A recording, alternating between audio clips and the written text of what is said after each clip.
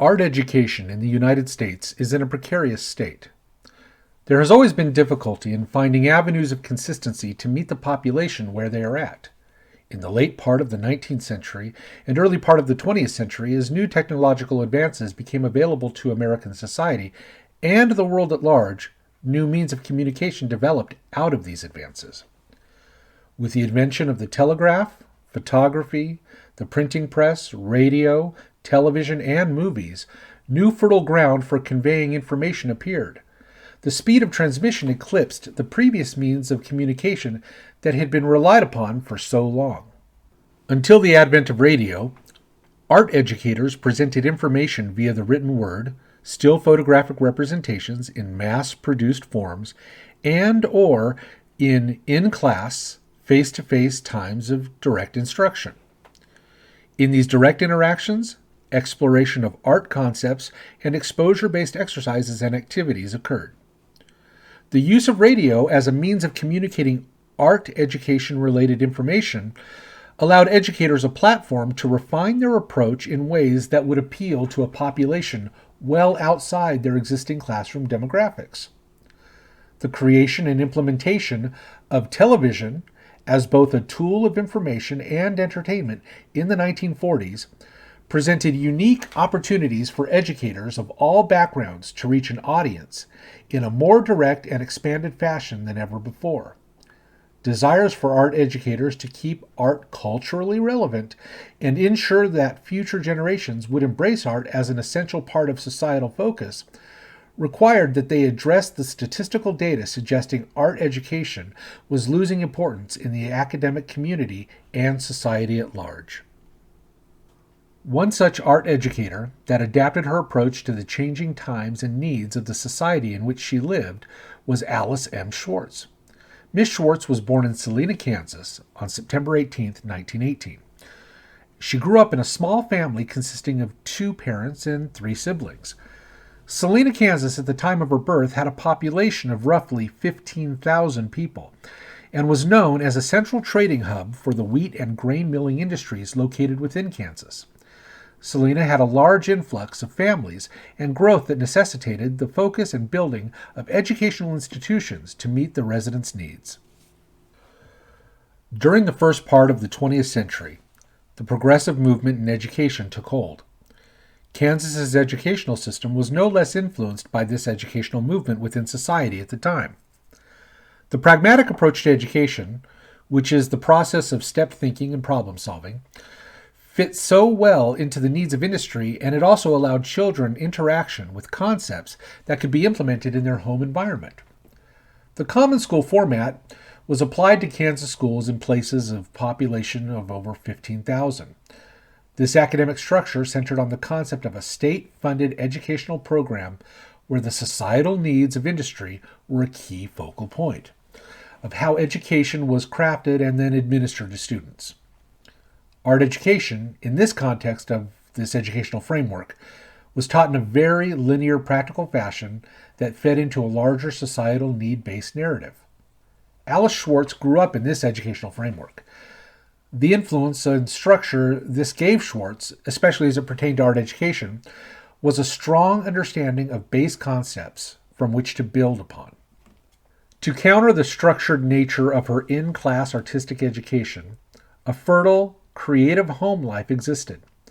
The ability to be creatively expressive in many ways was promoted and participated in by the entire family. It was in this artistically fluid environment that Schwartz learned to diversify her artistic thought processes and see the value in choosing new and potentially unorthodox ways of problem solving to achieve a desired goal. This cognitive ability, coupled with flexibility and ingenuity, would be the key tools that would guide her career from that point forward. By coupling the academic foundations of the processes seen in her early exposure to academic instruction with the artistically open-ended liberal approach to her arts at home, she would be well equipped to tackle greater challenges ahead. When Schwartz finished her primary and secondary education in 1935, she attended a 2-year program at the Ward Belmont College in Nashville, Tennessee. Ward Belmont College was an all-female finishing school established in 1889 by founders Susan L. Heron and Ida B. Hood. In 1922, the college produced Nashville's first radio broadcast of a concert by a noted pianist of the era to students and families of the college. This event would be one of the first instances of the arts and new technological advances in communication of this kind being combined. It was in this environment that Schwartz received a certification for teaching. From 1937 to 1941, Schwartz attended Kansas University in Lawrence, Kansas. It was there where she received a bachelor's degree in fine arts, and later, in 1953, she gained a master's degree in art education from the same school. While she attended Kansas University, Alice met an instructor by the name of Maud Ellsworth, who had a very influential impact on her career and who would allow her to put her burgeoning skills into practice. Maud Ellsworth was a professor of art education at the University of Kansas from 1931 to 1960. The central focus of her educational approach was the art education of young children. Ellsworth created a children's art radio program that ran from 1942 to 1960 that was called Art by Radio. From 1931 to 1950, Ellsworth was the art director for all Lawrence, Kansas public schools, and it was in this capacity that Ellsworth formed a structure to help equip volunteer mothers with resources to travel from school to school, giving art-focused presentations. This program that Ellsworth fostered was the training ground for Schwartz to put her educational background into play. By assisting Ellsworth with these meetings and preparing resources for these mobile teachers, Schwartz experienced numerous styles of art, techniques, and organizational management skills necessary to effectively put lesson plans in place and implement instruction. Upon graduating from the university, this collaboration between Ellsworth and Schwartz led to an increased working relationship that included the aforementioned radio program. Her involvement with Art by Radio allowed her to participate in a weekly formatted structure wherein she would deliver a well-prepared radio broadcast art lesson to classroom students with materials provided to their in-class instructors well in advance. The weekly back and forth via a remote learning scenario provided Schwartz with a taste of the capabilities this technology and other technological advancements could perform as it relates to the field of education, and specifically her interest in art education. She stayed connected to the program for the entirety of its run. Upon graduation from the University of Kansas, she taught for 1 year through the university. As the early years of World War II took shape, new opportunities for civilians to serve the war effort in greater degrees arose. Schwartz found a way to incorporate her organizational management skills into a civilian form of service. From 1943 to 1945, Alice partnered with the Red Cross to coordinate travel itineraries for servicemen. Through the years of 1945 to 1948, Schwartz took the valuable training she learned as part of the Red Cross in aid of the military and applied it to a term as a Goodwill ambassador stationed in Korea on behalf of the United States Army.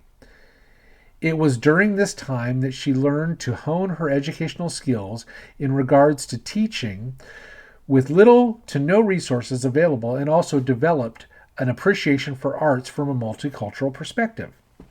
All these experiences to date would expand her educational philosophy and stylistic approach to teaching. Having a hands-on approach to teaching in the early stages of her education at the University of Kansas, and having the ability to travel around the world teaching and utilizing media as a means of conveying educational instruction, prepared Schwartz for a diversified approach to teaching that would be valuable in the world post-World War II. Schwartz returned stateside in 1948 to work back in Kansas in art education. The University of Kansas Extension Program sponsored an initiative to expand arts education into the surrounding Kansas communities. The desire was to build up a movement and invite the support of local politicians to encourage arts education in Kansas, but on a broader scope. Through Schwartz's participation in the program and the program itself, even though it lasted a short while, the initiative was successful in garnering the attention of those in authority, and specific changes to art education outreach in Kansas was implemented as a result. Alice Schwartz continued her education at the University of Kansas and received her master's degree in art in 1953. For the next year, she would study in Hamburg, Germany on a Fulbright scholarship, wherein she would focus on art as it relates to textiles and weaving. One particular trip that occurred in 1956 led her to Jerusalem, wherein she saw the possibilities of how television could greatly impact the field of art education. Upon completion of her travels to Germany and beyond, she continued with the University of Kansas until 1957. It was at this point she decided to pursue her doctorate in art education at Penn State. While at Penn State, with a new vigor in place, Schwartz found a platform to explore her art education desires in a televised format. During the years of 1957 through 1960, Schwartz would participate in a locally televised art education program called Keys to the Cupboard. This program focused on the stay-at-home parents who wished to expose their young children to arts and crafts. The show incorporated puppets, guest artists, and Schwartz leading a group of on-air students in art projects of their own making.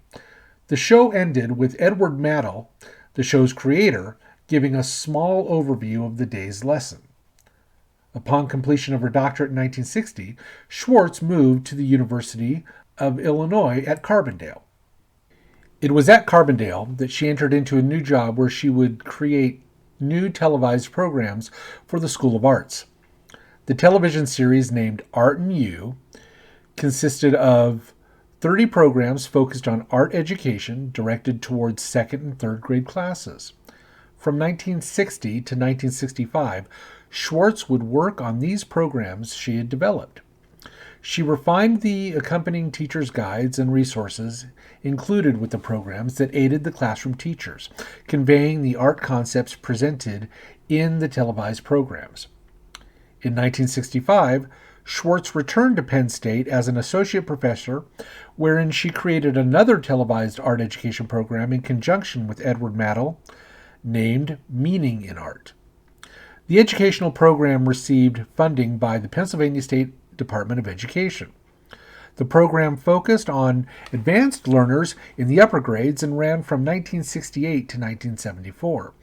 For the duration of the series run, 66 episodes were broadcast, which focused on the idea of looking at and understanding art from an educational point of view.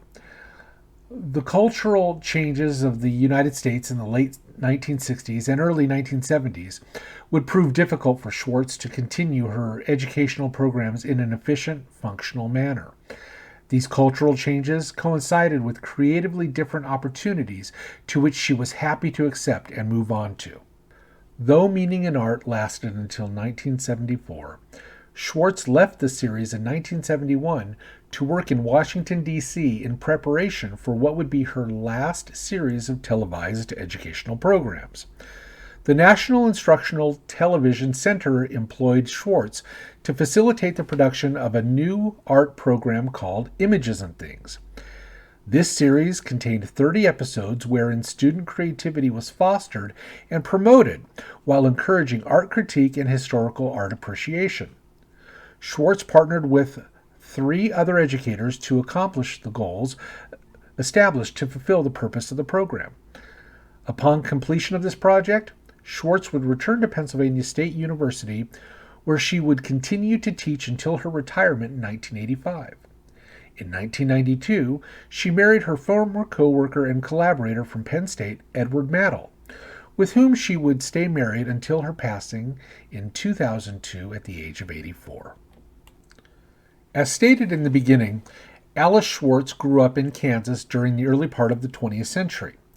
The school structure that influenced her during these formative years would have been from the common school format and the art education influence of drawing master Walter Smith. His vision of art education permeated the public school curriculum at that time in history. Growing up in this foundational environment, Schwartz developed a disciplined approach to problem solving that laid the groundwork for her technical and organizational acumen she would later employ when producing her educational programs. The counterbalance to this formalized approach was a less structured but more liberal and creative home life. Two very influential educators in Schwartz's life came from the University of Kansas and Pennsylvania State University. Maud Ellsworth of the University of Kansas impacted Schwartz's philosophy of art and the use of technology to convey such educational topics. Ellsworth traveled often and collected much art from her travels. Her love of other culture art would no doubt introduce her to cultural relativism in art styles, and indeed, Schwartz would go on to travel the world herself, wherein the exposure to other cultures would spark innovation in her to convey art to a larger audience in more technologically advanced ways. Upon leaving the University of Kansas and attending Penn State, Schwartz met another very influential mentor by the name of Victor Lowenfeld. Victor Lowenfeld was chairman of art education at Pennsylvania State University from 1946 until his passing in 1960. Author of one of the most important books in art education, Creative and Mental Growth from 1947, Lowenfeld developed a philosophy on art education as a tool and its emphasis on the creative potential in children. This philosophical educational perspective greatly shaped the landscape of art education as it is put into practice today. This progressive and expressionist, child-centric emphasis left a huge impression on Schwartz that would guide her art education pedagogy for her entire career from that point forward. When looking at Alice Schwartz's life in totality, what is viewed is a life shaped by numerous educational philosophies. Schwartz's early influences in the common schools, structured, technical, progressive movement, and the pragmatic approach to educational discipline, also coupled with the latter child-centric, expressionist, progressive art education perspective that her college professors impressed upon her, formed the basis of her ideological perspectives in education. The progressive and post-war era expressionist movement in education, as defined and explored by author Gerald Gutek in his book Philosophical, Ideological, and Theoretical Perspectives on Education from 2014, are the educational philosophies that Schwartz gravitated towards and embraced mostly in her career as an art educator. These educational philosophies incorporated a holistic emphasis to education and influenced her use of technology as a means to convey messages to students where previous means were very limited. Alice Schwartz's focus on the use of teaching through the senses allowed her to ensure a greater number of students would walk away from instruction with a deeper, well-rounded knowledge and respect for the arts that would impact future students and art educators themselves who would use the same techniques. Since the advent of radio and later television, art education has been in a unique position to spread to the masses, even though funding for such ventures may present obstacles to the production of such art instruction-related programs. Alice Schwartz was able to use a technologically advanced medium in its infancy. She navigated a new communication landscape and created programs and alliances that had far-reaching influences. With the rise in publicly funded educational television programs, more educational art programs have popped up on the airwaves since the creation of Alice Schwartz's 3 key televised art programs in both regional and national markets. In Los Angeles from 1956 to 1988, actor Tom Hatton hosted a series of local children's television cartoon shows. An accomplished artist, in between showings of the cartoons, Mr. Hatton would draw the characters, and on occasion, lucky children were chosen from the in-studio audience and get the chance to draw with him. From 1983 to 1984, artist Bob Ross hosted a painting instruction television show on PBS titled The Joy of Painting. The series had a huge following and spawned a multi-million-dollar art, education, and consumer product company based on the teaching style of Mr. Ross. Bob Ross passed away sadly in 1995, but his company and his popularity lives on, making him a household name to this day. From the years of 1985 through 2010, illustrator and art educator Mark Kistler created 3 different child-centric drawing-based television programs that became very popular and have a following even today. On the art history education side of the instructional equation, Schwartz's influence could be seen in the form of Sister Wendy Beckett. Sister Wendy was a Carmelite nun who created 3 televised art history series that ran on the BBC from 1992 through 2001. From 1997 until 2013, Sister Wendy developed a series of art history programs that were broadcast in the United States on PBS. Alice Schwartz's life and work produced a form of art education that connected with student viewers in much more than a passive way. She created a series of extensive, art-focused and child-centered programs presenting topics and techniques that expanded the educational skill and knowledge of those who viewed and participated in their lessons. The lessons fashioned by her, utilizing technological advances, engaged a more sensory-based presentation across multiple platforms that would ensure a stronger grasp of the subject matters and skills taught. Schwartz's impact on the field of art education can be seen in the digital age, especially where access to her programs and all other art education related programs can be accessed 24 hours a day, 7 days a week, with a click of a button from a home computer. This ensures that the cultural relevance of her work and approach to art education will remain accessible for future generations to come.